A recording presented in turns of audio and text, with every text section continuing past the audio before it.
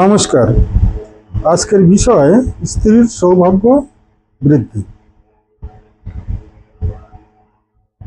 আলতা, কুমকুম, গোরচনা,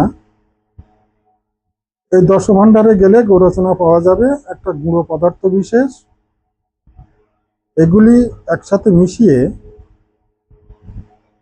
ভূজ্যপত্র, একটা বাদামি ধরনের কাগজ, যেটা দশকর্ম ভাণ্ডারে পাওয়া যায়, তার উপরে নিজের স্ত্রীর নাম লিখে একটা ছোট পাত্র, সে তামা, পিতল, কাঁসা অথবা ছোট মাটির মটি বলি আমরা, ছোট ঘট, তাতে মধুপূর্ণ করে সেই পাত্রে 3 দিন ডুবিয়ে রাখবেন, বা আরো অধিক দিন রাখতে চাইলে ঘরের একটা পবিত্র স্থানে সেটা রেখে দিন।